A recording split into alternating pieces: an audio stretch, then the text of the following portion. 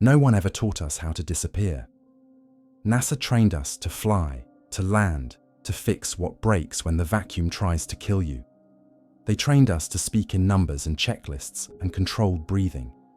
They trained us to narrate disasters like we were reading grocery lists.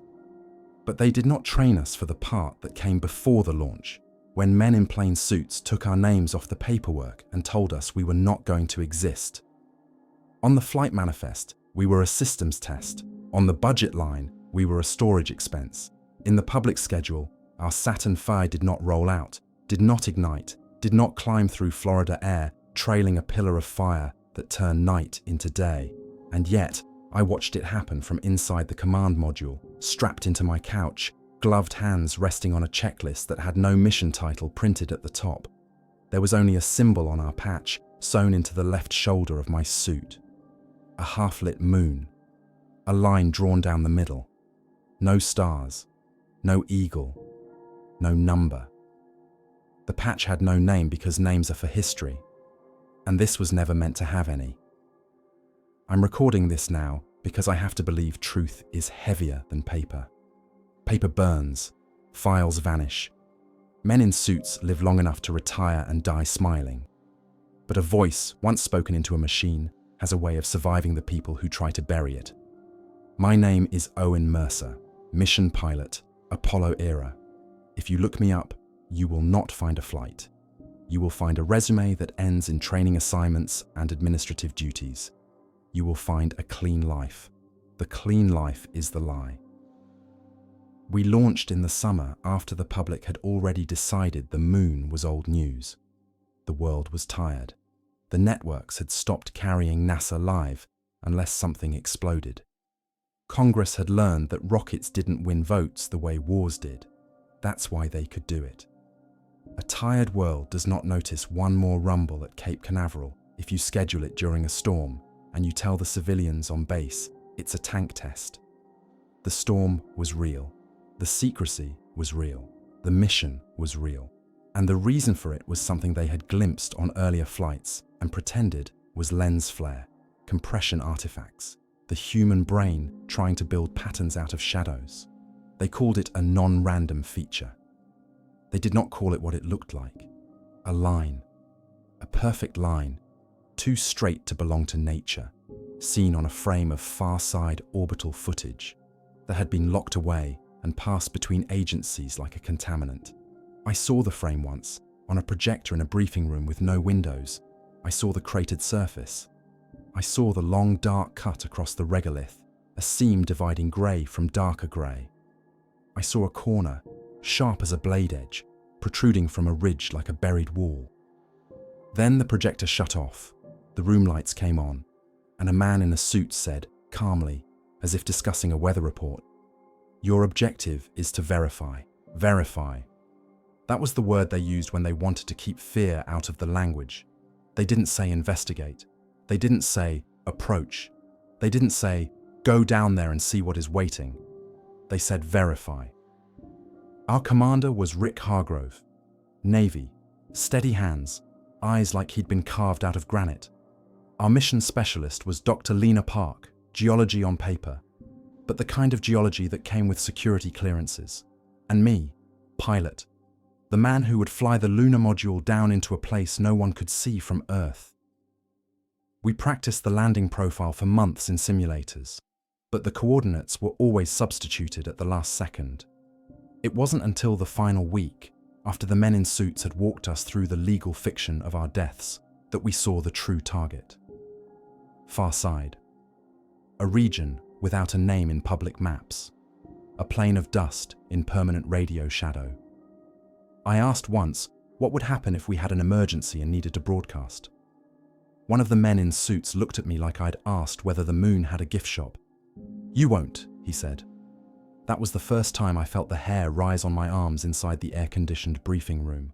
On launch day, the Saturn V shook like a living thing. The vibration came through the couch and into my bones, familiar and still somehow frightening, because there is no getting used to the idea of riding controlled violence through a sky that was never designed to hold you. Rick's voice in my headset was steady. He ran the calls like he'd done it 1,000 times. Lena's breathing was too controlled. She was nervous, and she was hiding it the way scientists hide fear behind precision. "Roll program," I said, because that was my line, and because lines matter when everything else feels like it might come apart. And then the earth fell away beneath us, blue and perfect and indifferent. Space is silent, but you can feel the machine. You can feel every relay, every pump, every system keeping you alive with the stubborn refusal of engineering to accept death as inevitable. When we entered Translunar Coast, the world finally went quiet. No press calls, no public Capcom voice, only a small team on a secure loop speaking to us like ghosts. For 3 days we watched Earth shrink and the moon swell. The moon looks gentle from far away. It looks like a coin. It looks like something you could hold between finger and thumb. Up close, it looks like a skull. On the 4th day, we fired for lunar orbit and the command module swung around the moon's limb. The near side slid beneath us first, familiar from photographs. Bright highlands, dark Maria, the scars of impacts older than any story. Then we crossed the line. The far side does not announce itself with monsters or lights. It announces itself with absence, static on the radio, the earth gone from view, the sense of being cut loose from everything human. The first pass was normal. The second pass, I noticed something odd in our attitude control. Tiny corrections, little impulses that didn't match my inputs. I said nothing. A pilot does not accuse a machine of lying unless he is ready to be wrong. By the 3rd pass, Lena was staring through the window instead of at her instruments. "Do you see that?" she asked. I followed her gaze. At first, I saw only grey. Then my eyes adjusted. A region ahead looked darker, not because of shadow, but because the surface reflected light differently, like the dust had a different texture. And then the line appeared. Not a crack, not a ridge, a boundary, straight enough that my brain resisted it. Straight enough that I felt a childish impulse to look away, as if staring too long would make it real in a way I couldn't undo. Rick spoke quietly, almost to himself. "That wasn't in the photos." It shouldn't have been possible. The briefings had included the frame, one frame, a glimpse. The line was supposed to be half buried, barely visible, but now it cut across the landscape like something freshly revealed, clean and sharp, as if the moon had shifted just enough to show us the edge of what it had been hiding. On the next orbit, Rick gave the go. We separated from the command module in the lunar module and began descent. The far side rolled beneath us, silent, cratered, ancient. And the line grew larger, resolving into something worse. It wasn't a line. It was the top edge of something enormous, buried at a shallow angle in the regolith, stretching beyond the horizon in both directions. A wall, or a door, or a lid. My training told me the moon was dead rock. My eyes told me dead rock does not form perfect edges. At 2,000 feet, our radar altimeter flickered. At 1,000, it corrected itself. At 500, the surface below us looked smoothed, not flat like a plane, but prepared. Dust distributed evenly, as if combed, as if someone had been maintaining it. Lena whispered, and I heard something in her voice I had never heard in any briefing. Reverence or dread. I couldn't tell which. "Owen," she said, "that's not erosion." I brought the lunar module down with hands that did not shake, because pilots don't shake when they're working. We touched down in a field of grey dust beside the impossible boundary, and the lunar module settled with a soft, final certainty that felt like a closing mouth. We killed the engine. We ran shutdown. We confirmed stable. Then Rick said the words that should have made it feel like a triumph. "Contact light. We are down." But none of us cheered. Because outside the window, beyond the ladder, the surface of the moon did not look like wilderness. It looked like a place that had been waiting for us to arrive. The moon does not smell like anything. That was the first thing I noticed when I opened the hatch. You expect something. Ozone, metal, Dust, the sterile bite of machinery mixed with the unknown. But when the lunar module depressurized and the hatch swung outward, there was only the absence of smell, so complete it felt invasive, like stepping into a vacuum that wanted not just your air, but your thoughts. Rick went first. Commander's prerogative. He moved down the ladder with slow, deliberate motions, every action narrated out of habit, even though no one outside our secure loop was listening. Descending ladder, he said. Surface appears stable. His boots touched the dust without ceremony. No flag. No cameras pointed back at Earth. No words meant for history. Just a man stepping onto a place that had never been meant to see one. When it was my turn, I paused at the hatch longer than procedure allowed. Not because I was afraid of slipping or misjudging the distance, but because something about the view below didn't line up with instinct. The surface wasn't chaotic. The dust wasn't piled or wind-sculpted like it was on the near side. It lay in a uniform layer, evenly distributed, as if gravity itself had been instructed to behave. I climbed down. The moment my boots touched the regolith, a vibration traveled up through my legs, faint, almost imagined. Not a tremor, not movement. More like pressure equalizing, the way a sealed room sighs when a door opens. I said nothing. We assembled at the base of the module and began our initial checks. Suit integrity, radiation readings, seismic baseline, everything came back nominal. Too nominal. Lena knelt and brushed aside a thin layer of dust with her gloved hand. The material beneath was darker, compacted, almost polished. She scraped gently with a tool and stopped. "This isn't impact packing," she said. "It's layered." "Volcanic?" Rick asked. She shook her head slowly. "No melt signatures, no flow patterns. This looks processed." Processed. The word landed heavy in my headset. We moved toward the boundary. Up close, it was worse. The structure, because there was no other word for it, rose from the surface at a shallow angle, its upper edge exposed like the spine of something buried alive. The material was darker than the surrounding regolith, absorbing light instead of reflecting it, making it difficult to judge depth or distance.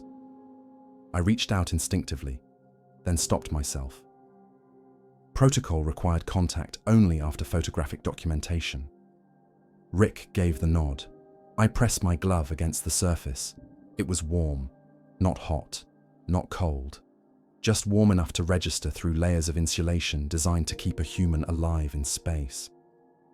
The warmth was uniform, steady, like body temperature. "Surface temp reading?" Rick asked. I checked my wrist display. "Higher than ambient by 14 degrees, I said. "Consistent, across contact area." "That's not possible," Lena said, too quickly. I slid my hand along the edge. There were no seams, no tool marks, no erosion lines. The surface curved subtly, following a geometry too smooth to belong to geology. When my glove reached the exposed corner, the sharp angle we'd seen from orbit, I felt the faintest resistance, like static discharge without the shock. My suit alarms did not trigger, but my skin crawled beneath the fabric. "Owen," Rick said, "step back." I did. That was when the ground beneath us responded, not with motion, but with sound. A low-frequency hum vibrated through the soles of my boots, up my spine, into my chest cavity. It wasn't loud. It didn't need to be. It resonated, bypassing hearing and going straight to sensation. Lena gasped. "Seismic?" I asked. She checked her instruments, shaking her head. "No displacement, no wave propagation. It's localized." The hum lasted exactly 6 seconds. Then it stopped. The silence afterward felt wrong, like the pause after someone stopped speaking mid-sentence. Rick straightened. "That's enough," he said. "We document and withdraw. No further contact." Before any of us could respond, the radio crackled. Not static. A voice. "Owen," it said. My name. Spoken clearly, without distortion. I froze. "That's not possible," Rick said. already checking channels. Lena's breathing spiked. The voice came again. "Owen Mercer," it said. "Mission pilot." It wasn't coming through the radio. It was coming through my helmet. Direct injection. No carrier wave. No identifiable frequency. Just sound where sound should not exist. I didn't answer. "Your orbit is misaligned," the voice continued. Calm. Neutral. Not male or female in any meaningful way. "Correction is required." Rick grabbed my arm. "Owen, you hearing this?" he asked. "Yes," I said, and the word tasted like betrayal. Lena stared at me. "I don't hear anything," she said. The voice paused. "Multiple biological units detected," it said. "Designation incomplete." My heart hammered against my ribs, loud enough that I was sure my suit microphones were picking it up. "Identify yourself," Rick said, his voice steel. There was a delay then, longer this time. "Identification not applicable," the voice replied. "Function persists, regardless of observer." The ground hummed again, stronger now. The vibration rattled instruments and sent fine dust lifting into the air, hanging unnaturally before settling back down in a perfect, even layer. Lena shouted something I couldn't hear over the pounding of my pulse. "Owen," the voice said, and this time there was something almost like curiosity in it. "You are proximal to a restraint interface." The word hit me like a physical blow. Restraint. Rick backed away, pulling us with him toward the lunar module. "We're aborting," he said. "All crew, back to the LM now." The voice did not object. It did not hurry us. That terrified me more than anything else. As we moved, I felt a pressure behind my eyes, a subtle adjustment, like something recalibrating its focus. "Your presence is tolerated," the voice said, "but persistence increases risk." "Risk to who?" I asked, before I could stop myself. The pause this time was long enough that I thought it might not answer. "Risk to anchor stability," it said. "Risk to containment." "Containment of what?" Rick demanded. The voice did not answer him. It answered me. "Containment of what is not you," it said, "but is because of you." We reached the ladder. Rick climbed first, urgency overriding procedure. Lena followed, her movements jerky, controlled only by training. I was last. As I placed my boot on the first rung, the ground beneath the structure shifted. Not upward, inward. Dust slid into a widening seam at the base of the exposed edge, revealing darkness beneath. Not shadow, but depth. The darkness did not reflect my helmet lights. It swallowed them. The hum returned, deeper now, resonant enough that my teeth vibrated. "Owen," the voice said, softer this time. "You should not have landed here." I climbed. The hatch sealed behind us with a final metallic clack that sounded impossibly loud in the small cabin. Rick initiated ascent procedures with hands that were steady by force of will alone. "Capcom," he said. "This is..." No response. The radio was dead. Lena stared at her instruments, whispering numbers under her breath like a prayer. I strapped in and looked out the small window. The structure was still there, but the exposed edge was already disappearing beneath a slow cascade of dust, the surface smoothing itself as if erasing a mistake, as if we had never been meant to see it. The lunar module engines ignited, lifting us away from the surface.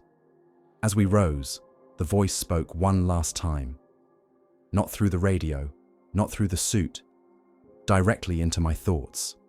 "Do not return," it said. "The anchor will endure. Your species may not." The ascent should have felt like relief. In training, ascent is victory. It's the moment the moon stops being a place you can die and becomes something safely below you again. It's the moment the numbers line up, the thrust stabilizes, and the cabin vibrations tell you the engine is doing what it was built to do. But as the lunar module climbed, I didn't feel like we were leaving. I felt like we were being allowed to retreat. Rick called out the ascent profile, crisp and clipped, forcing normalcy into every syllable. "Pitch program set. Rate stable. guidance holding. Lena's gloved hands hovered over her instruments without touching them, as if she expected the panels to bite. My own hands were locked around the couch restraints, knuckles aching inside my gloves. My helmet still felt too tight, even though suit pressure hadn't changed. I tried to focus on the window. The structure was shrinking below us, the exposed edge sinking back beneath regolith, like a scar closing. Dust fell in slow arcs that looked almost graceful in lunar gravity. But the way it settled bothered me. The surface didn't settle naturally. It smoothed, like it was being combed flat by an invisible hand. The moment the last dark sliver vanished, something inside me unclenched, and I realized I'd been holding my breath. "Capcom," Rick said again. "This is Lunar Module. Do you read?" Only silence answered. We all listened, waiting for that familiar hiss of static that tells you the universe is between you and home. There wasn't even that. It was like the channel was missing, not blocked, as if radio itself had been switched off. "Switch to backup," I said, keeping my voice steady because it was my job to keep the machine talking. Rick flipped the toggles. I checked the secondary antennas. Nothing. Lena tapped her console, then stopped herself and stared at her glove like she didn't trust it. "We've still got internal recording," she said. "Local storage, if anyone ever gets it." The way she said "if" made the cabin feel smaller. We reached rendezvous altitude and began the sequence to meet the command module in orbit. This was supposed to be routine, a dance we'd rehearsed until our brains could do it half asleep. We had checklists for every step, and those checklists had never lied to me. But the numbers on my display started to drift. Not wildly, not catastrophically, just off. The guidance computer predicted one set of vectors. My manual calculations gave another. Tiny differences at first, the kind you'd blame on rounding errors. Then the drift increased. Rick noticed it the same second I did. "Guidance," he muttered. "Why are we seeing that delta?" Lena ran diagnostics, her voice too controlled. "No faults, no sensor anomalies. It thinks we're somewhere we're not." That's when the voice returned. Not in my helmet speakers this time, not injected like before. It arrived behind my eyes, inside the place where you form words before you speak them. Correction, incomplete. I sucked in a breath and tasted stale oxygen. Rick didn't react, which told me he couldn't hear it. Lena's eyes flicked toward me. She could see something on my face. "What is it?" she asked. I wanted to lie. I wanted to tell her it was nothing, but my pulse was too loud and the cabin felt too full of silence. "It's back," I said. "The voice." Rick's jaw tightened. "Where?" "In my head," I said, and I hated how that sounded. Lena's pupils were wide, reflecting instrument lights. "Ask it," she whispered. "Ask it what it is." Rick snapped toward her. "No, we do not engage." The voice didn't wait for my decision. Anchor stability degraded by proximity event. Proximity event. Landing. Contact. Touching the surface. It was describing our presence like a contaminant in a lab. What anchor? I thought, not speaking aloud. The answer came immediately, smooth and neutral. Your satellite is an anchor mass. Your orbit is a constraint path. Your species does not understand what you live beside. My throat went dry. Lena leaned forward. "Owen," she said softly. "Are you hearing responses?" I nodded once. Rick's hands moved faster on the controls. "Forget it," he said. "We rendezvous and we go home. That's the only plan." But orbital mechanics don't care about plans. They care about alignment. The command module should have come into view as a bright, steady star against the black. It should have been a friendly light. Instead, the far side horizon rolled beneath us, and the darkness outside the window seemed deeper than before. Then slowly, the command module appeared, not in the distance. Close. Too close. It slid into view from the wrong angle, as if it had drifted off station and we were intercepting it by accident rather than design. "Rick," I said, "that's not right." "I see it," he replied, voice tight. "It's off vector." Lena checked the transponder readouts. "No signal," she said. "It's not broadcasting." Rick stared at the shape outside, his breathing audible. "Where's Bill?" he asked. Bill was our command module pilot, the one who stayed behind, the one who should have been talking to us. The docking target should have been lit. It wasn't. The command module was dark, a dead shape tumbling slowly in lunar orbit. I felt my stomach drop. "RCS," Rick barked. "Kill relative velocity. Now." I fired the thrusters manually, small puffs that nudged us into a stabilizing approach. The lunar module shuddered, steadied. As we drew nearer, details resolved. The command module's exterior wasn't smooth. It was scored. Long grooves ran across the heat shield like claw marks. No, not claw marks, tool marks. Too precise, too evenly spaced. Lena's voice cracked. "Owen, that's deliberate." My helmet felt hot. "Bill," I said into the dead radio, even though I knew no one could hear me. "Bill, respond." The voice in my head spoke again, quieter now. "Observer unit removed.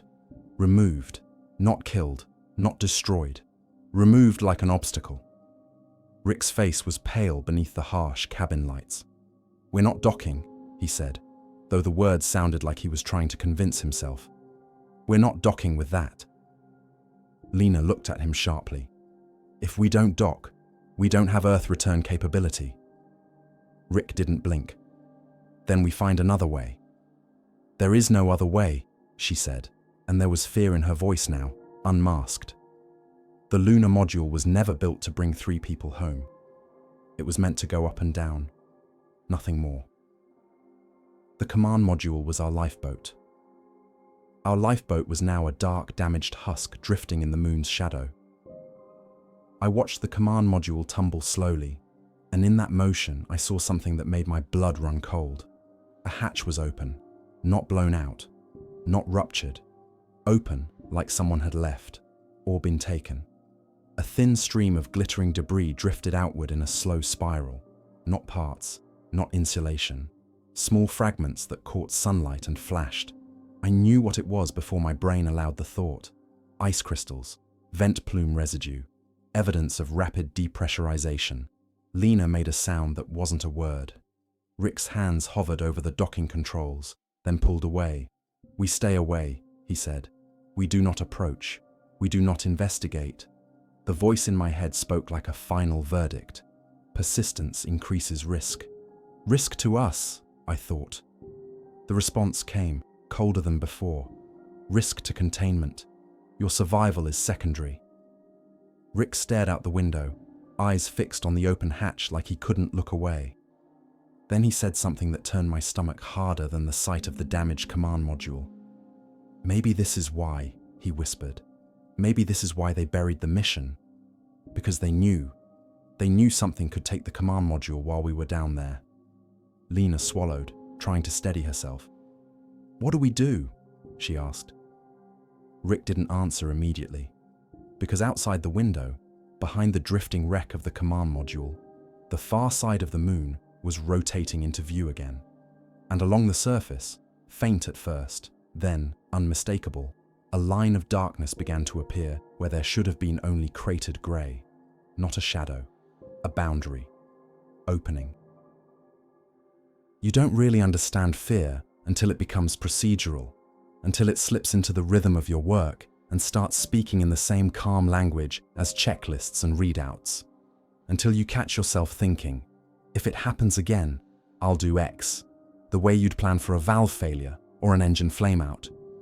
We had a dead command module, an open hatch, and no radio contact. Any one of those would have been an emergency that rewrote history. Together, they formed something worse.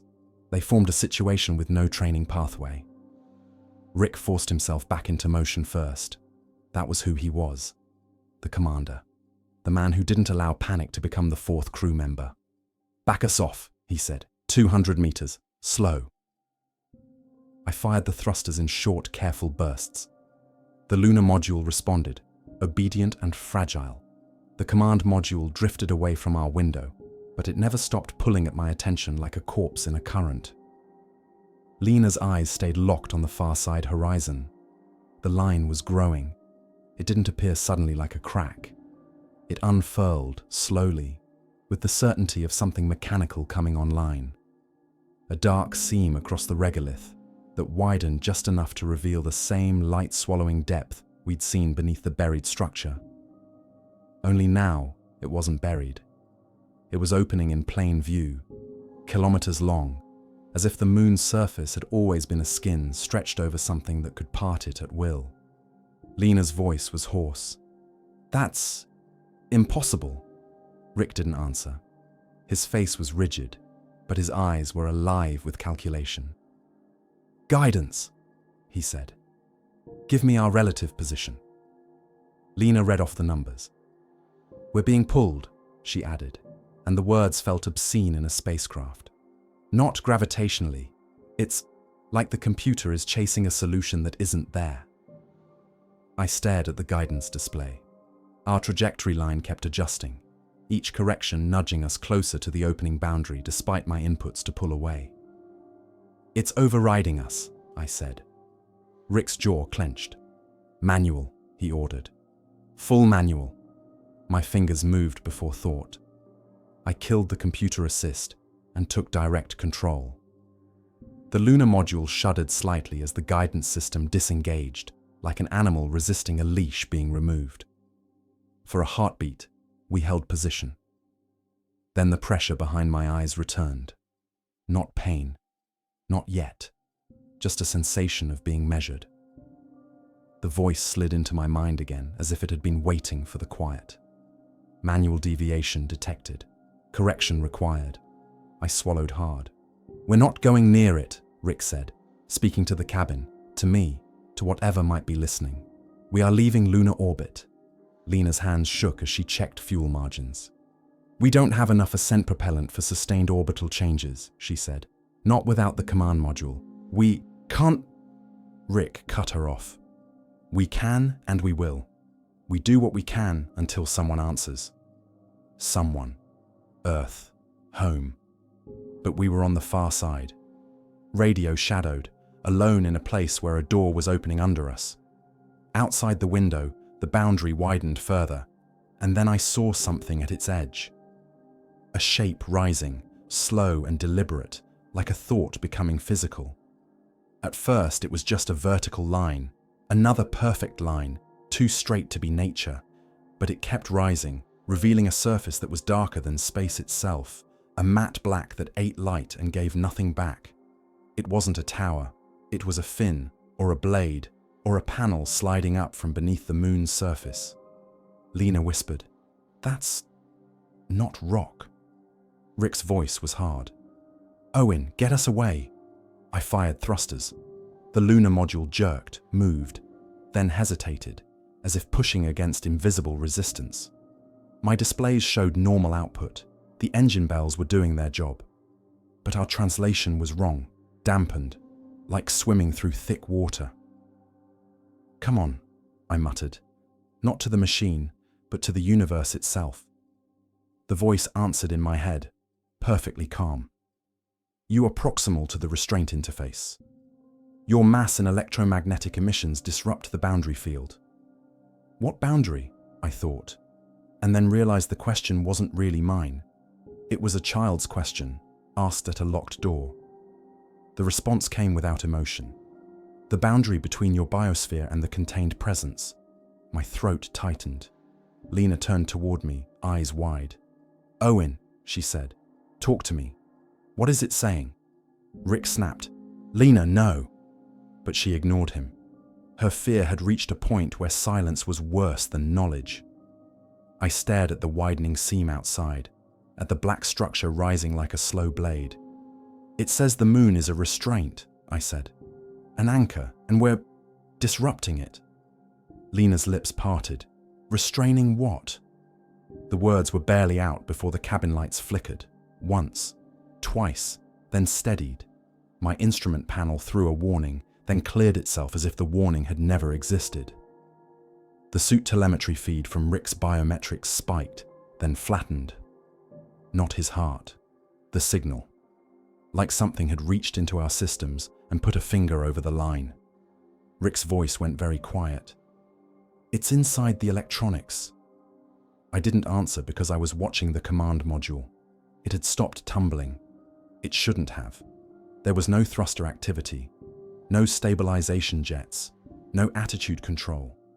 And yet it oriented itself, slowly, deliberately, until its open hatch faced the widening seam on the lunar surface, as if presenting itself, as if offering. Lena stared, her face drained of color. "It's moving it," she whispered. Rick's hands tightened on his restraints. "It's not moving it," he said. "It moved Bill. It moved the capsule. It's arranging." The word made my stomach lurch because it implied intent, a plan, and plans require time. Outside, the black panel rising from the seam reached full height. It dwarfed craters. It cast a shadow that did not behave like a shadow.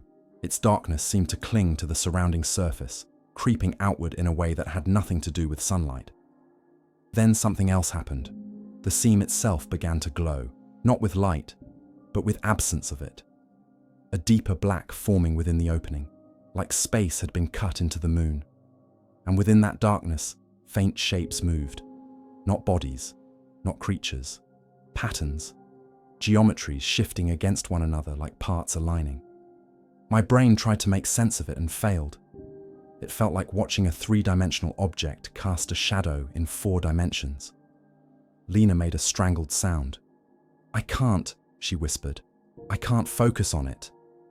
The pressure behind my eyes intensified. My vision blurred at the edges. I blinked hard, forced myself to look away. That was when the voice spoke again. Not to my thoughts this time. To all 3 of us. Through the cabin speakers, through the internal comm loop, through the air like a presence. "Biological units," it said. "You have crossed into restricted orbital geometry." Rick stared at the speaker grill like it had become a mouth. "Who are you?" he demanded. The answer came without pause. "I am the restraint function." Lena's breathing hitched. "What are you restraining?" she asked, voice trembling. The cabin went silent for a moment.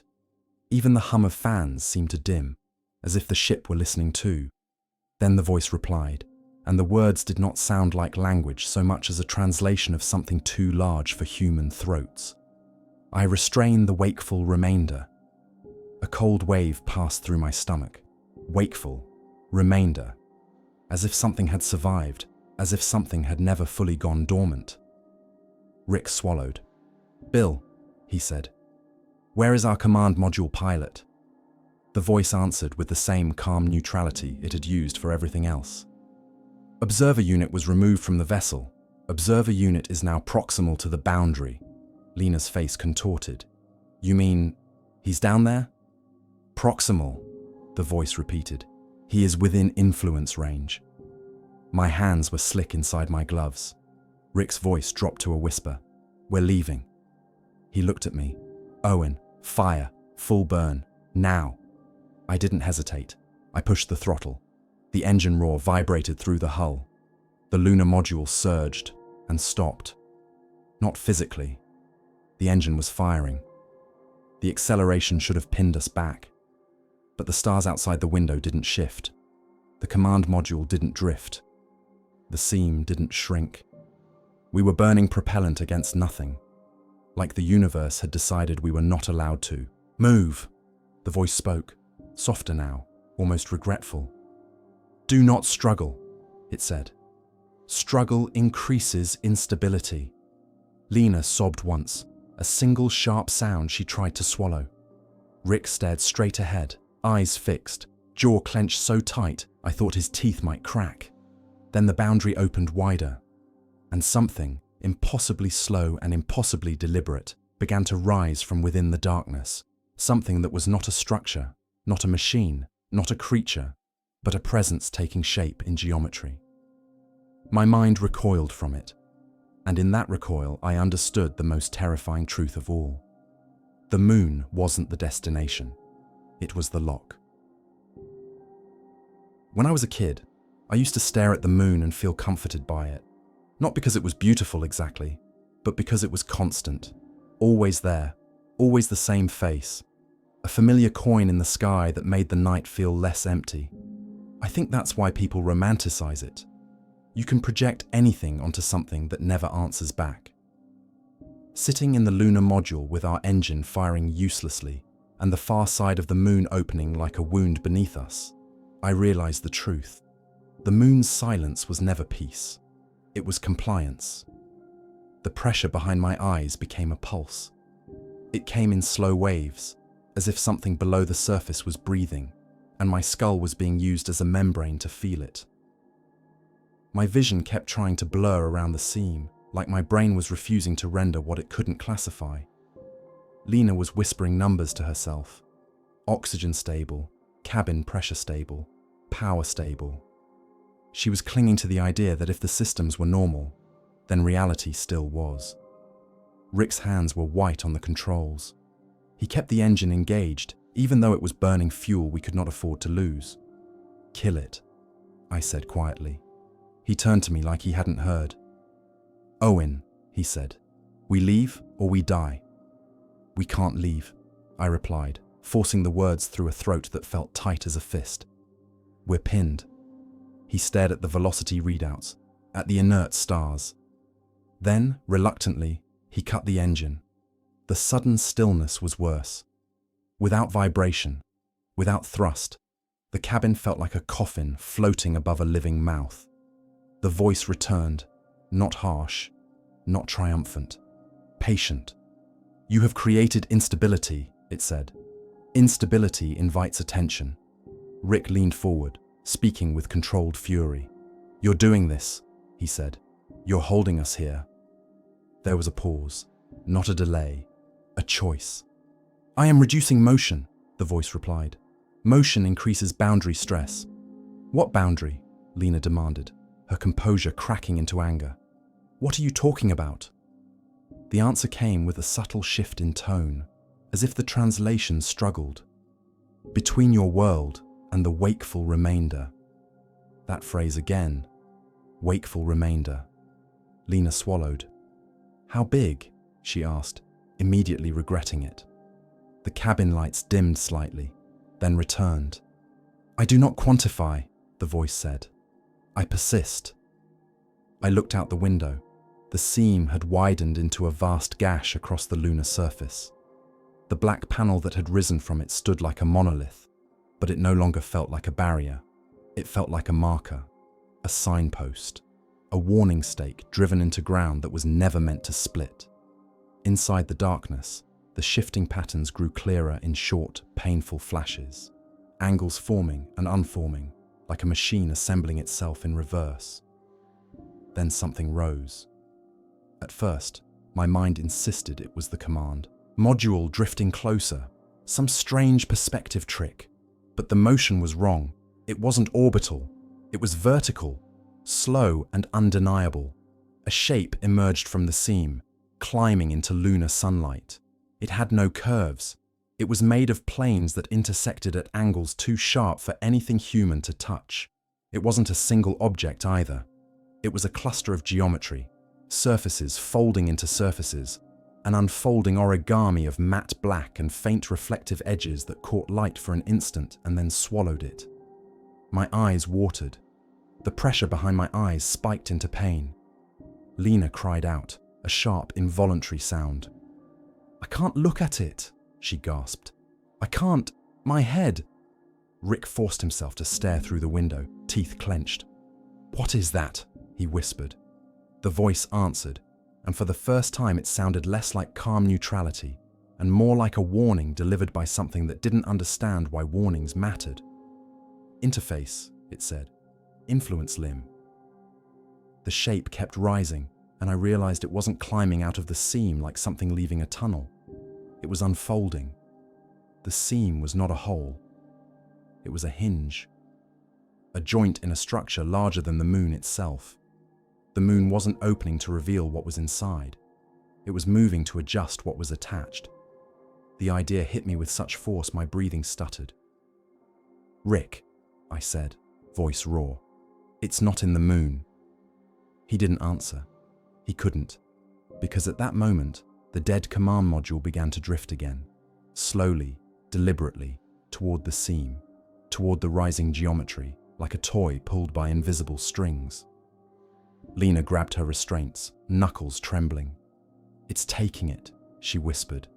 Then I saw something at the command module hatch. A small figure.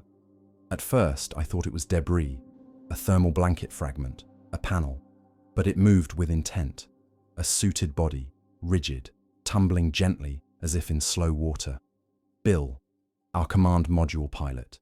His visor was opaque, but his head was angled toward the lunar surface, toward the seam, like he was watching it even as he drifted. "Bill!"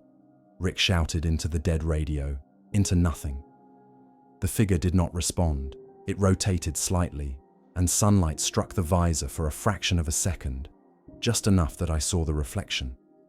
Not of the moon, not of the stars. A pattern, a shifting geometry, like the seam itself was mirrored across his faceplate.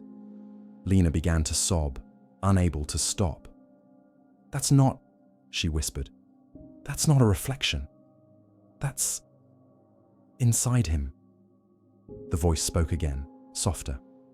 "Observer unit has been influenced." Rick's voice cracked. "Bring him back," he said, and the plea in it was the most human sound in the universe. "I do not reverse influence," the voice replied. "Influence is persistent once initiated." Bill drifted closer to the seam.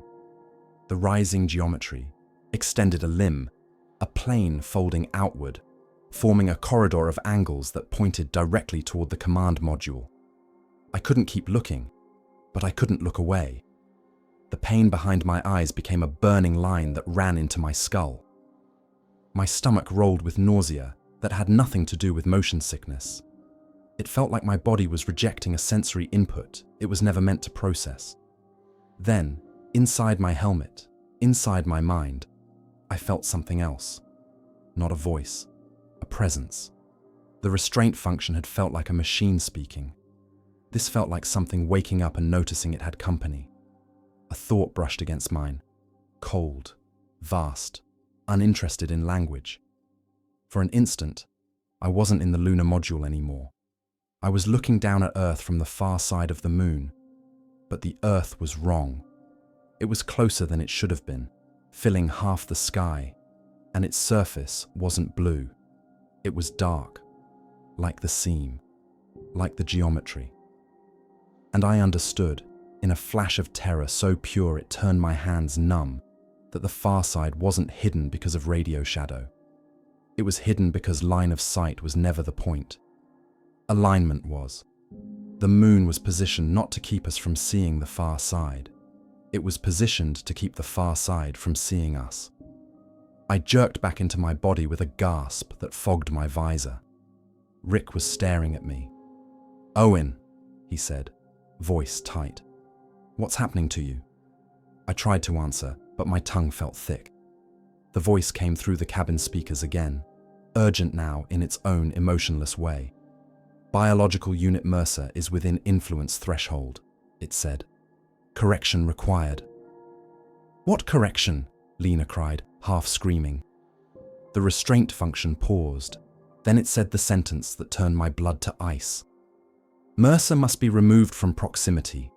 Rick's eyes narrowed. "Removed where?" he asked. The answer came, calm as a checklist item. "To the boundary." Outside, Bill's suited body reached the seam. The geometry folded around him, and he vanished into the darkness without resistance, as if the moon had simply taken back a piece of equipment. Then the interface turned, slowly, deliberately, and oriented toward us, toward our lunar module, toward me. Rick moved before I did. He unstrapped, floated half out of his couch, and grabbed the overhead handholds like he could anchor himself against what was happening outside. In lunar orbit, Everything is gentle, every motion slow and forgiving. But Rick's movements had urgency in them that made the cabin feel like it was falling. "Kill cabin lights," he ordered. Lena blinked at him. "What?" "Now." She obeyed. The interior dimmed to instrument glow. Outside the window, the seam still drank light, but the reflection on our glass lessened, and for a moment the geometry was harder to perceive.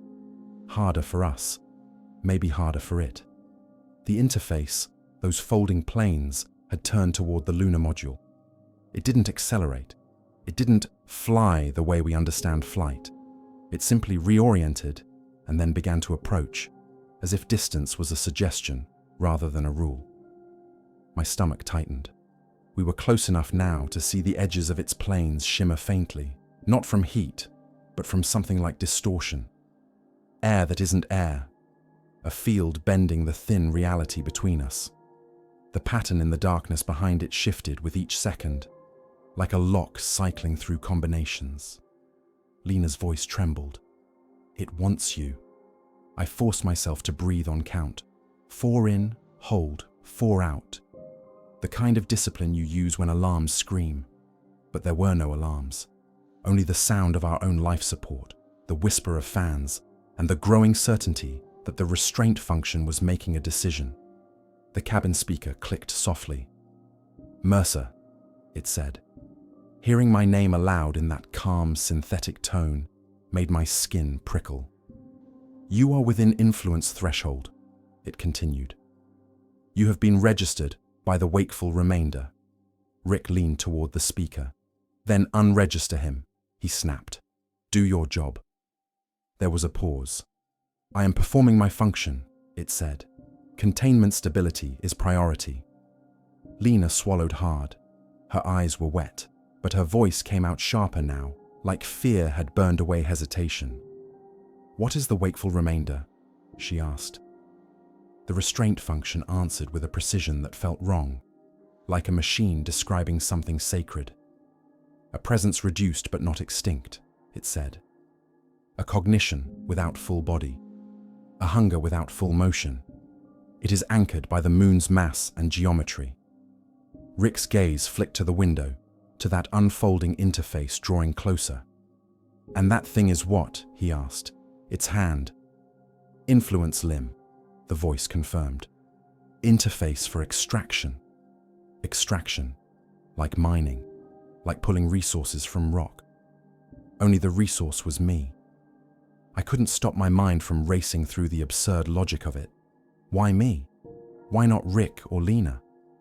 What did it mean by influence threshold? Was it because I had touched the surface?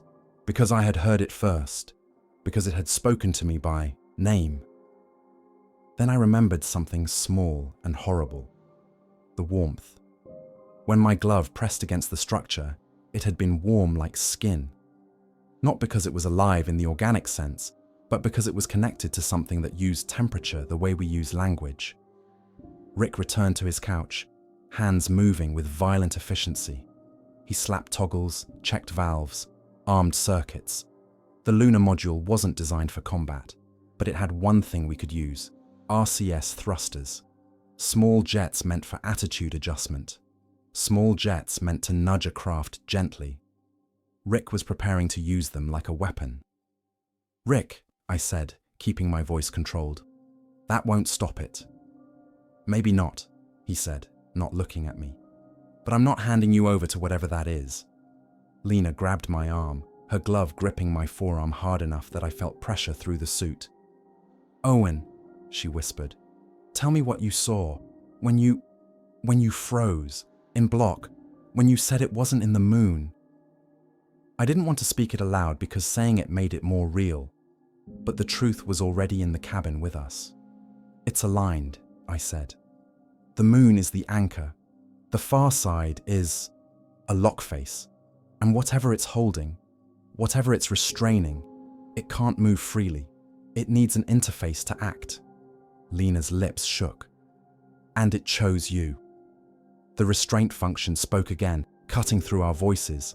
"Mercer is a contamination risk," it said. Mercer will be removed to preserve boundary integrity. Rick pointed at the window with a sharp motion. That interface is approaching, he said. How long until it can reach us? There was another pause, as if the machine had to translate time into something relevant. Proximity is sufficient, it said. Physical barriers are negligible. My mouth went dry. Physical barriers are negligible. It meant the hull didn't matter. The glass didn't matter. Our suits didn't matter. The vacuum outside didn't matter. We were not protected. We were merely delayed. Rick looked at me then. Really looked at me, with something in his eyes I didn't expect. Regret. I should never have let you touch it, he said. It wouldn't have mattered, I replied, surprising myself with the steadiness of my voice. It knew we were here before we landed. It called my name. Lena's breathing hitched. How could it know your name? I didn't answer because the answer was worse than ignorance. If it knew names, it had access, not to our radios, to our records, to our minds. Outside, the interface drew closer, and the distortion around it grew stronger. The stars behind it bent into subtle arcs, like the fabric of space was being pinched. Rick armed the RCS and fired a short burst. The lunar module jolted, finally translating, barely, away from the approaching geometry.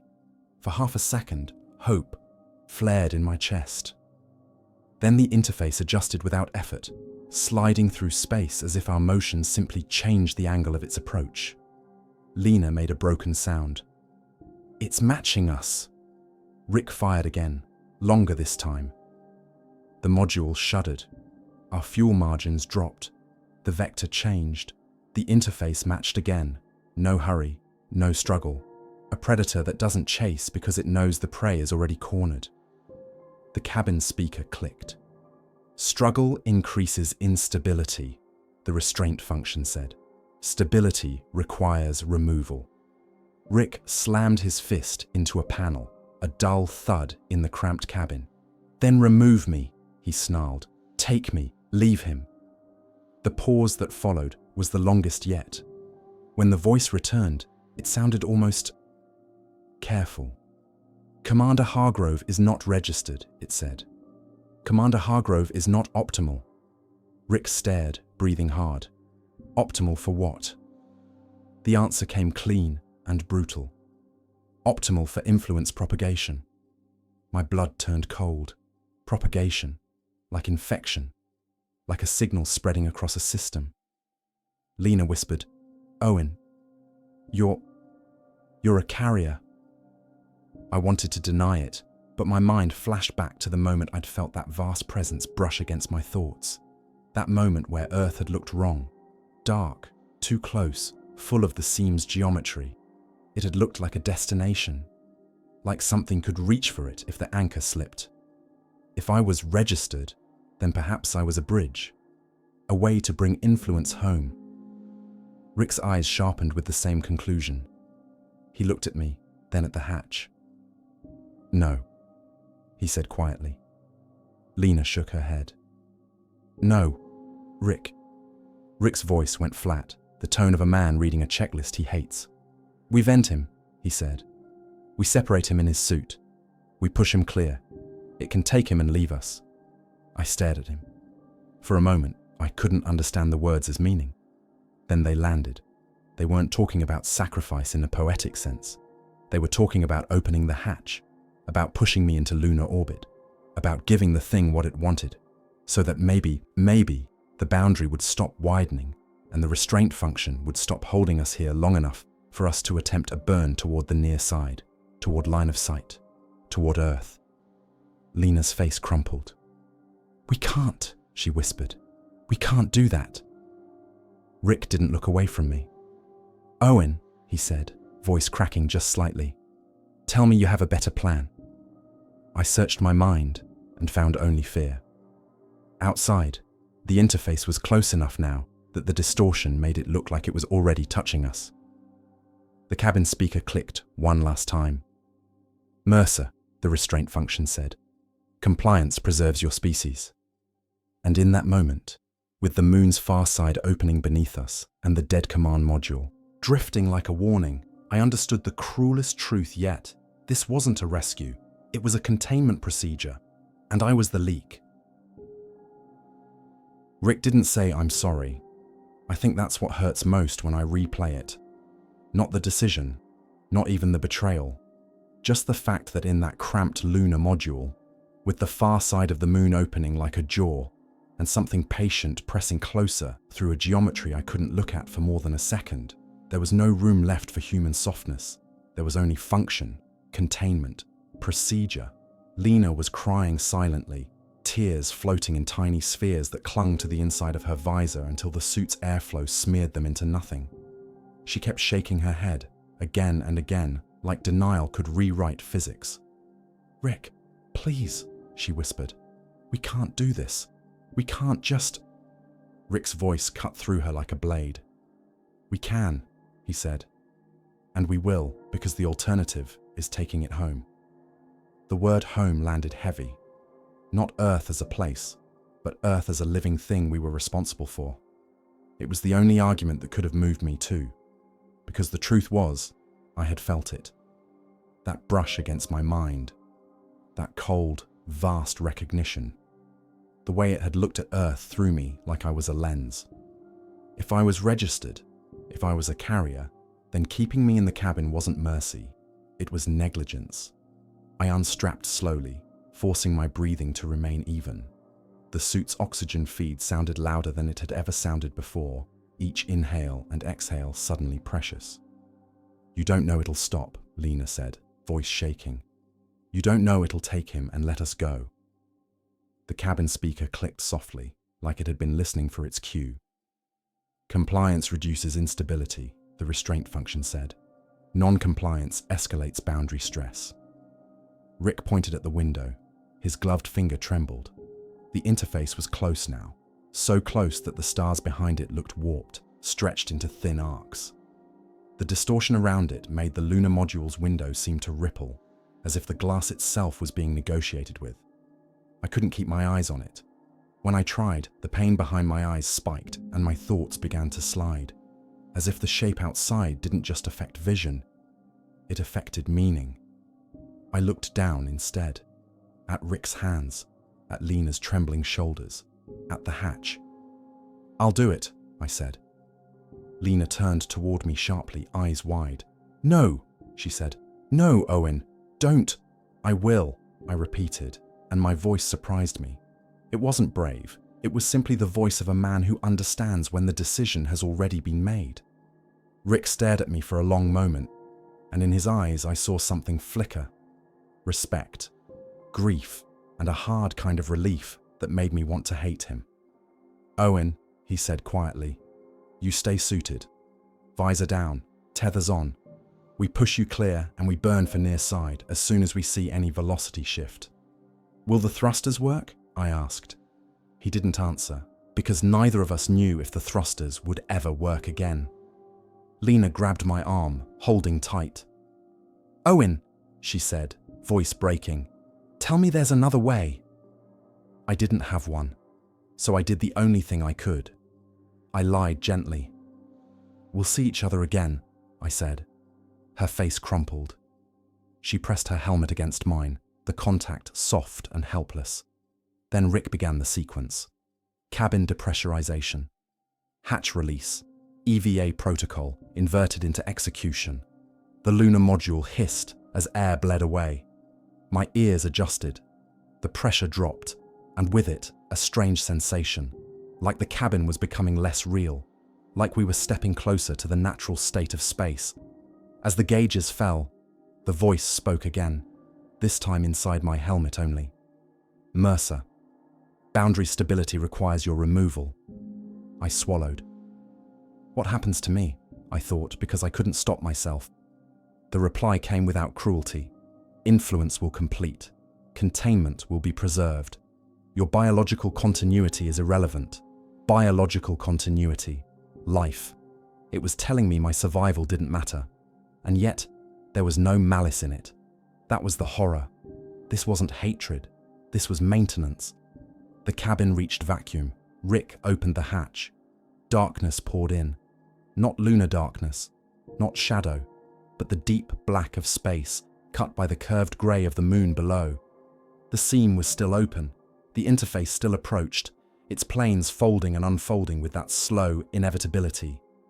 I forced myself to look at it one last time. My eyes watered instantly. The pain behind my eyes flared. My mind tried to recoil, and I felt a sickening slip, like something in me wanted to lean toward it, like a compass needle finding north. Lena's voice trembled over the comm loop. "I'm sorry," she whispered. That was her, not Rick. Rick clipped the tether to my suit harness. The tether was a lie, of course, a gesture. Once I was outside, if the interface wanted me, no rope would stop it. Rick braced his boots against the floor and gripped my suit at the shoulders. For a second, our visors were inches apart. "Owen," he said, and his voice finally cracked. "Don't think about Earth." I didn't understand what he meant until I felt it again. The cold brush of something vast, the way my mind wanted to turn toward the blue world hidden on the other side of the moon. Even now, it was using me as a reference point, as a way to know where home was. "I won't," I said. Then he pushed. In lunar gravity, in vacuum, the shove was gentle, almost tender. It sent me drifting out of the hatch in a slow arc, my body rotating slightly as the lunar module receded. For a heartbeat, it was quiet, peaceful even. Just me, suspended above the moon's far side, the lunar module a fragile insect behind me. Then the tether snapped taut. Rick held me there, not letting me drift too far. He wasn't ready to cut me loose completely. Not yet. He wanted to see if the moment I crossed some threshold, the lunar module would be released. He wanted proof. Lena's voice came through my headset, tight with panic. "Owen, talk to me. Please, say something. Anything." I tried, but my mouth went dry as my eyes caught the seam below. The boundary had widened again, and from within it, the black geometry rose higher, spreading outward like a flower unfolding in reverse. Planes extended, rotated, locked into position. It wasn't reaching for me like a hand. It was aligning with me like an instrument. The pressure behind my eyes became a pull in my chest. A sensation like gravity, but directed. The interface shifted, and I felt, unmistakably, that it had found the exact frequency of me. My suit radio crackled, not with static, with the restraint function's voice, softer now, almost intimate. "Mercer, influence propagation requires proximity."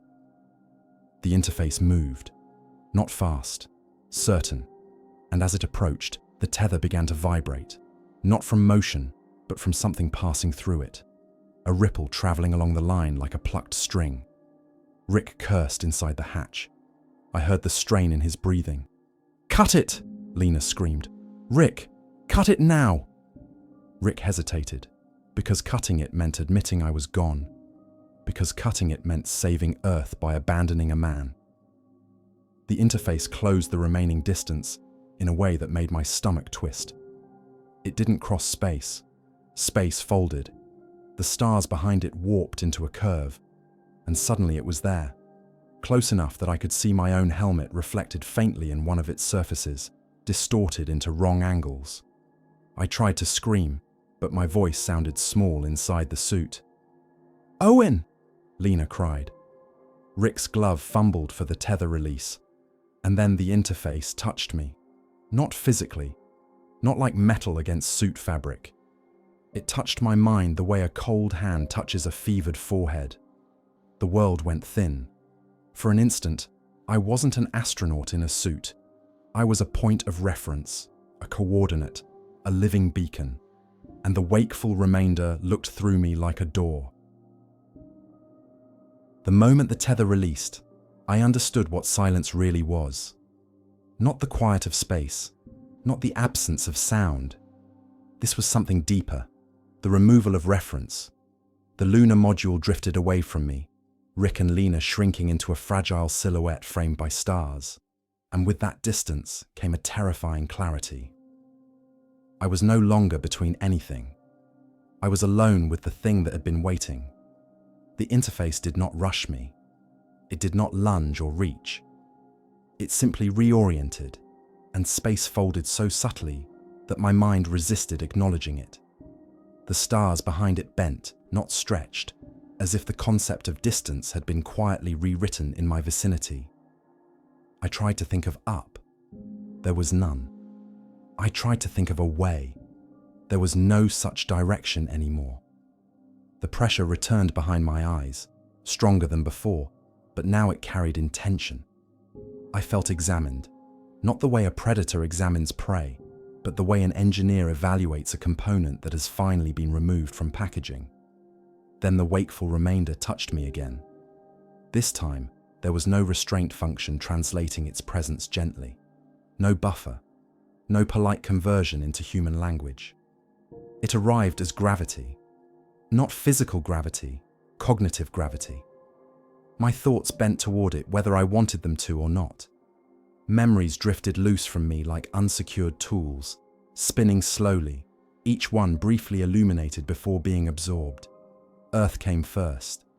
Not because I wanted it to, because it mattered. I saw it as a coordinate, blue, bright, absurdly alive, hanging in the dark like a pulse. And with that image came something worse: direction. The wakeful remainder did not want Earth. It wanted alignment. The moon was an anchor, a mass fixed in relation to something far larger than our solar system. Earth, I realized, was not special because of life. It was special because it moved, because it could be positioned. The moon held it steady, and I had just become a bridge between those truths. I tried to think of nothing. The attempt itself became a signal. The wakeful remainder pressed closer, and the sensation was like being unfolded. My sense of self lost its edges.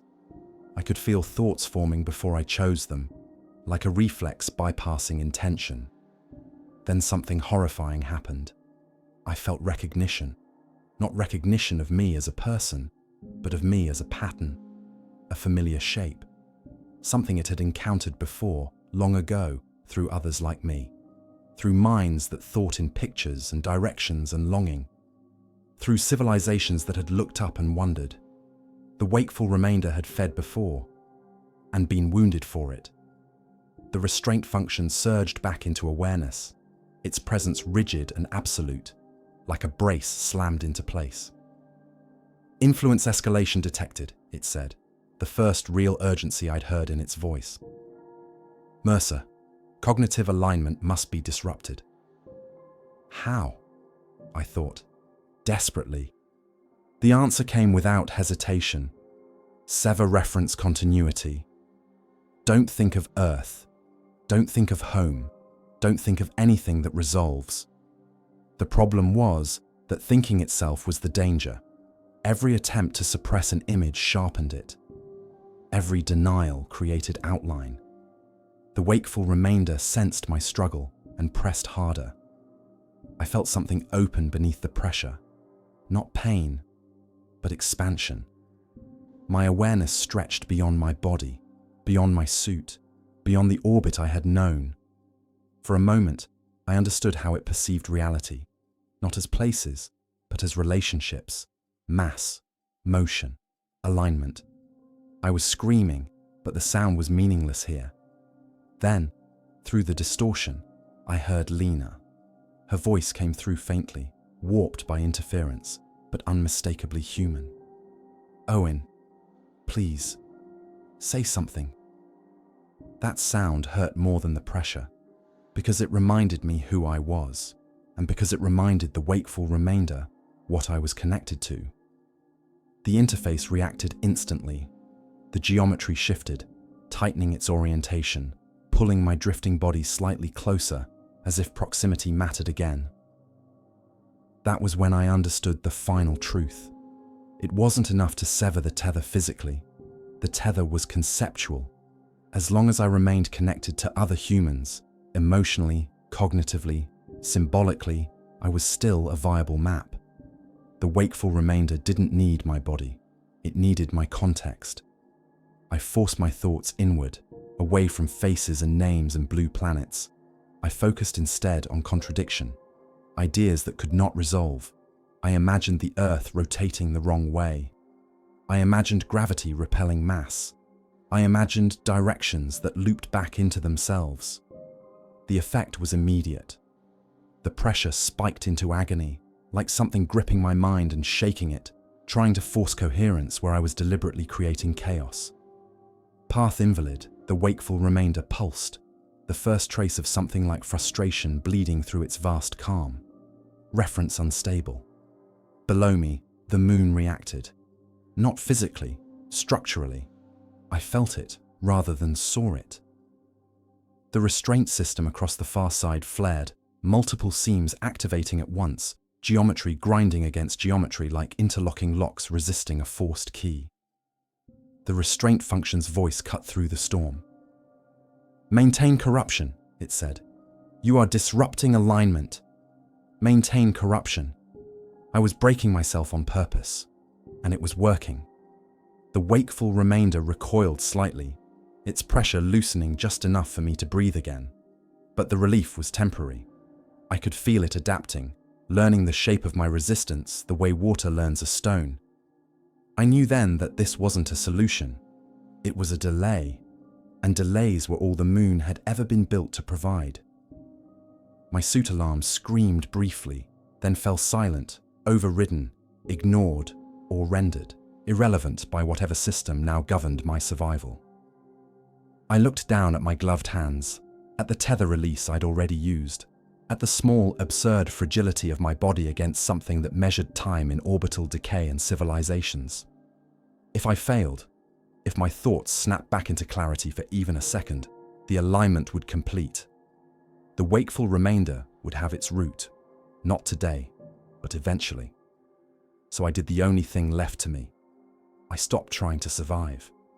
I focused instead on remaining broken. I let memories fragment.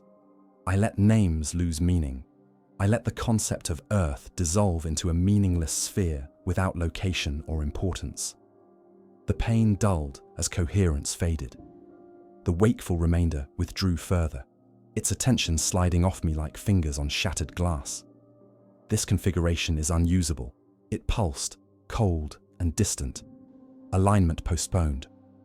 Below, the seams began to close, not sealing, hesitating. The moon did not win. It endured. The restraint function spoke one last time in my mind. Quieter now, almost respectful. "You are no longer an effective vector," it said. "You will persist as noise." Noise, a human reduced to interference. As the interface retreated and the stars slowly unwarped around me, I floated alone above the far side of the moon. My thoughts deliberately tangled, my memories frayed, holding a broken map inside my skull, because as long as I remained broken, whatever waited beneath the moon would remain lost. The moment the tether released, something fundamental changed. Not outside me, inside. The pressure didn't lessen. It intensified, but it sharpened, like a blade finding its edge. The wakeful remainder no longer had to negotiate through proximity to others. I was alone now, a single point, a single path. And that made me simpler, easier to hold. The lunar module drifted away, Rick and Lena shrinking into a fragile shape framed by stars. I could still see them. I could still hear Lena screaming my name over the comm loop, her voice breaking, repeating, refusing to accept the separation. But the sound no longer anchored me. The interface rotated, and space folded again. I didn't move toward it. It moved around me. Distance ceased to be a useful concept. The stars smeared into arcs, and the moon below twisted in my vision. Not physically, but conceptually. Like a diagram being redrawn, while you're still looking at the old version. The wakeful remainder pressed close. You severed incorrectly, it pulsed. Its awareness wrapped around my thoughts with increasing confidence. No longer exploratory, no longer cautious, possessive. I felt memories lift out of me like pages peeled from a book, not stolen, but referenced. Childhood, training, faces, Earth, always Earth. The restraint function surged in response, its presence flaring like a rigid frame around a swelling mass. Boundary stress increasing, it said, no longer calm. Anchor instability detected. For the first time, I sensed something like urgency in it. The moon below brightened in my mind, not with light, but with structure. Lines and planes igniting across the far side, spreading outward from the seam like a circuit board waking up. Multiple interfaces activated, not just the one nearest me. This wasn't a single lock. It was a system, and it was failing. The wakeful remainder pushed harder, and with that push came understanding. Not given, but imposed. I saw it then, not as an image, but as a truth too large to avoid. The moon was not built to restrain the wakeful remainder completely. It was built to delay it, a cosmic break, a buffer. The wakeful remainder had once been whole, a vast intelligence that existed in alignments, in gravitational harmonics, in the silent relationships between massive bodies. It did not travel through space the way ships do. It reoriented reality around itself. Civilizations that noticed it too late didn't get invaded. They got recontextualized. Their worlds became reference points. Their stars became nodes. Their lives became patterns feeding something that no longer remembered it had ever been finite. The moon was a wound inflicted on it, a piece of it pinned, fractured, unable to fully align with Earth because the geometry was wrong, until now, until a thinking, dreaming, Earth-aware mind crossed the boundary and gave it a clean map. Me. I screamed, but the sound dissolved into the distortion around me. The wakeful remainder didn't respond with cruelty. It responded with anticipation. Alignment imminent, it pulsed. Home vector stabilizing. The concept of home warped in my thoughts, stretched until it no longer meant Earth as a place of people and oceans and sky. It meant access. It meant continuity. Below me, the seam flared wider than before, and the black geometry unfolded faster, more aggressively. Multiple planes extended, interlocking, forming something that wasn't a shape so much as an operation being carried out. The moon was unlocking itself. The restraint function's voice cut through the pressure like a blade driven into stone. Mercer, it said, louder than ever, bypassing language delay. This system was not designed to survive full breach. I understood what it meant. If the wakeful remainder completed alignment through me, the moon would not hold, the anchor would fail, and the thing the moon had been restraining would not simply reach Earth, it would redefine it. I felt my thoughts stretching thin, pulled in two directions, one toward the wakeful remainder's vast hunger, the other toward the last fragment of human intention I had left. Choice. Not survival, not escape, but choice. The restraint function pressed again, harder this time, not as a suggestion. Cognitive termination remains the optimal containment outcome, it said. Kill yourself. End the map. But the wakeful remainder surged at the same time, sensing the narrowing window. You are almost useful, it pulsed. Almost. The word made something in me snap. I wasn't a tool, not for it, not for the restraint function. I reached inward, past panic, past fear, past even the image of Earth, and found something smaller and sharper, defiance. If my mind was a map, then I would redraw it completely. I stopped thinking of Earth as a destination. I stopped thinking of the moon as an anchor. I stopped thinking of myself as a point between them. Instead, I focused on motion that went nowhere. Loops, closed curves, impossible paths.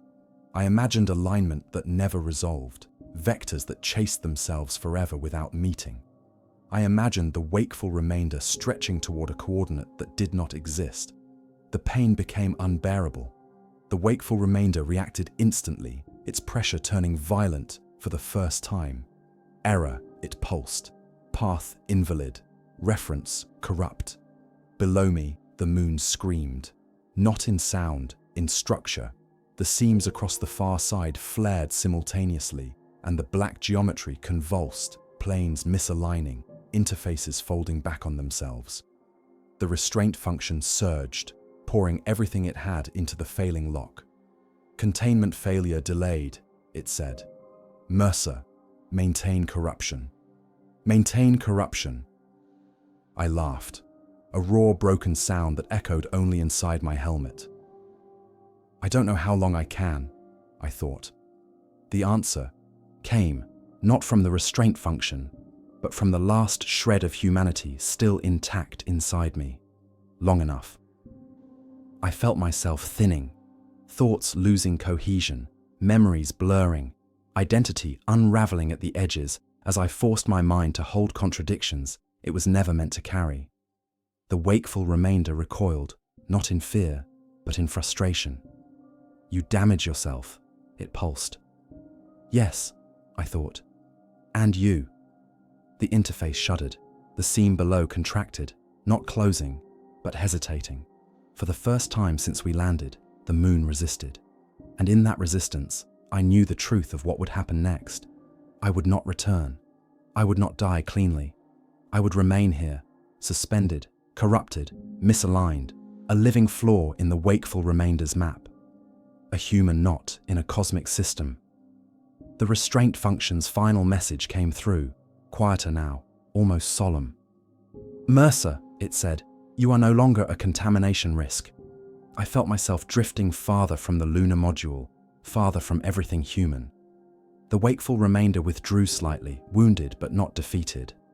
This is not over, it pulsed, retreating into the fractured geometry. Alignment will recur. The seam began to close, slowly, reluctantly. The moon settled, and as the last planes folded back into darkness, I was left alone in lunar orbit, not drifting toward Earth, not falling into the moon. Just there, holding a broken map inside my head. I don't know how long Rick and Lena watched me before they left. Time in lunar orbit is a cruel joke. Without a sunrise or a horizon you trust, minutes stretch into hours, and hours collapse into moments.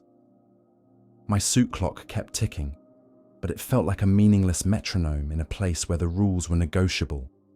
I saw the lunar module as a drifting speck for a long time, its shape shrinking against the field of stars.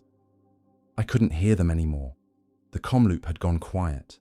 Either they'd cut it, or the restraint function had finally decided my isolation was sufficient and stopped maintaining a channel. Either way, I was alone with my thoughts. And my thoughts were no longer safe. I kept the corruption going because I was afraid to stop.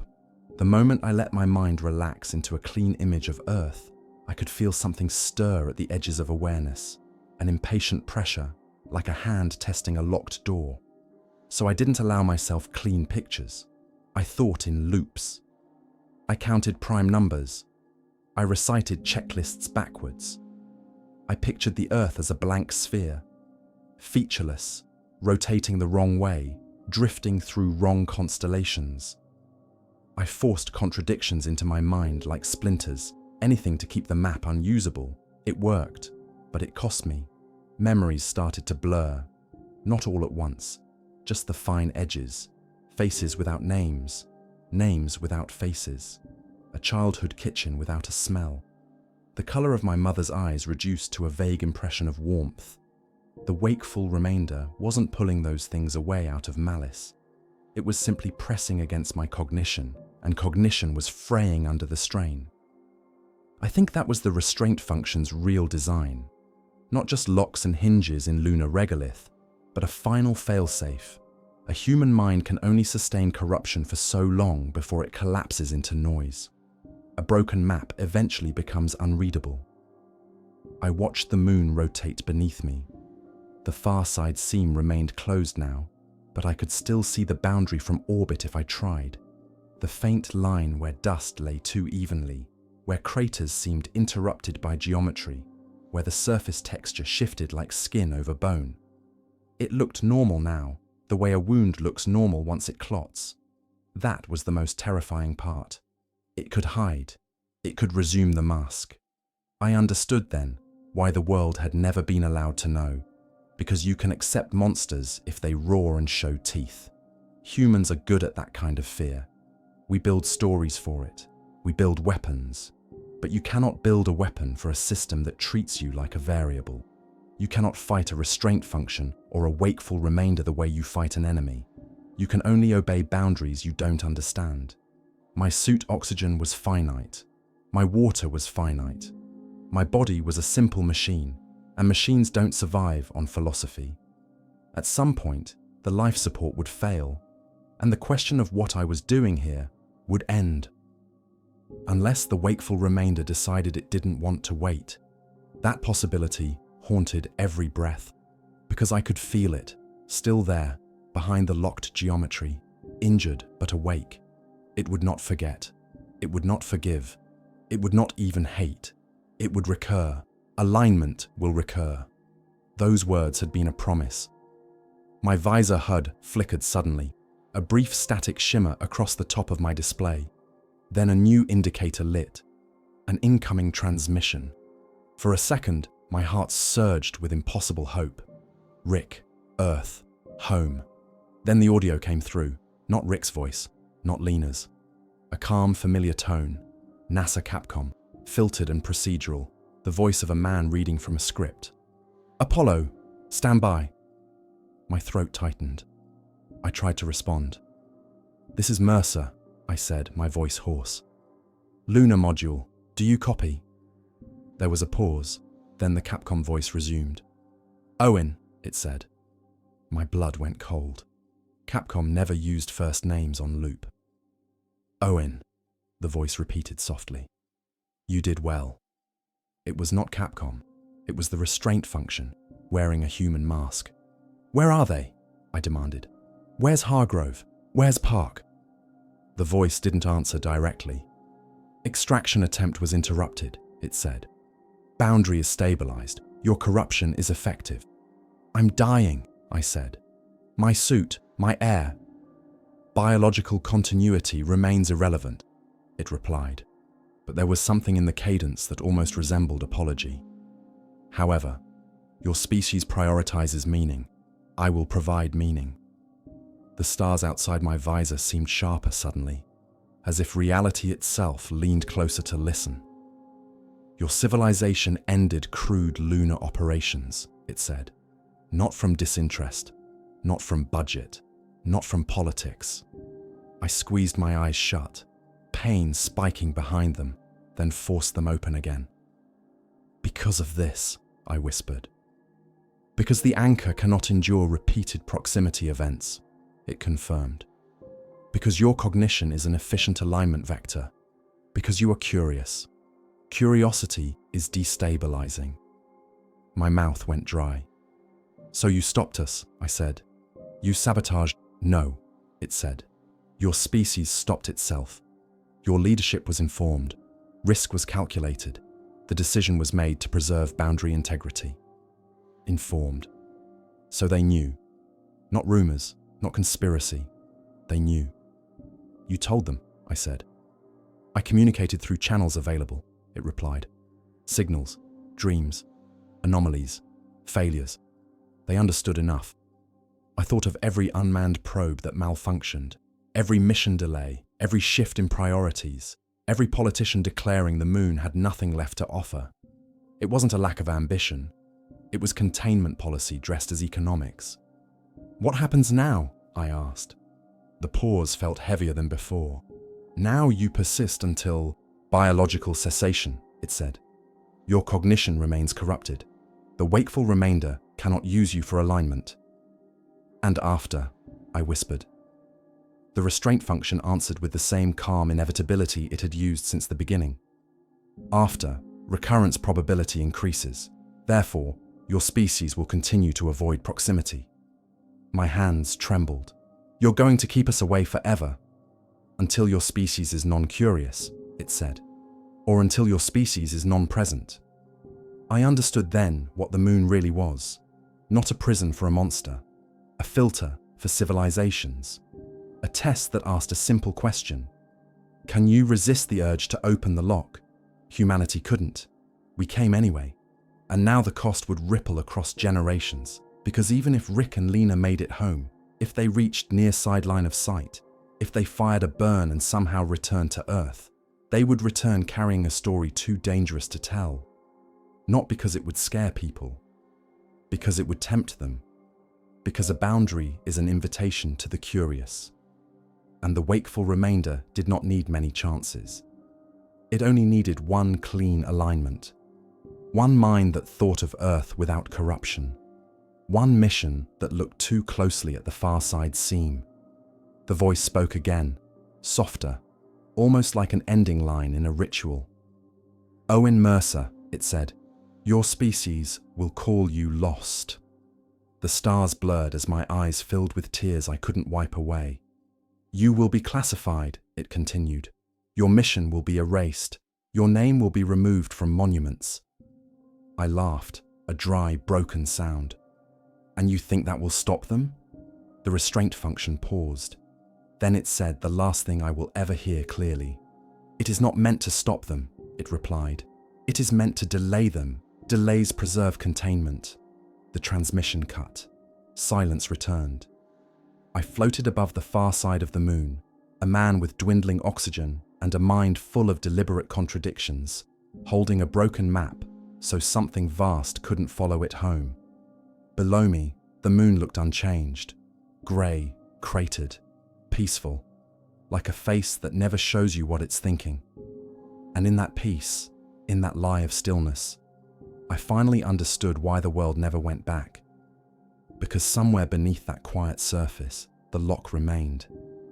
And somewhere behind that lock, something wakeful remained, waiting for the day human curiosity outweighs human fear, waiting for the day someone looks at the moon and says, again, the oldest words in exploration, just one more mission. If this transmission reached you, then the boundary held, for now. The moon is still there, hanging silently above us, showing the same familiar face it always has. But now you know what's on the other side of that silence, and why no one has ever been allowed to go back. If you're hearing this, remember one thing: curiosity is not harmless. If you want more recovered mission logs, lost transmissions, and truths buried beyond official history, then stay here, subscribe, keep listening. The next story is already waiting in the dark, and whatever you do, when humanity finally says, just one more mission, remember this warning, because some locks were never meant to be opened twice.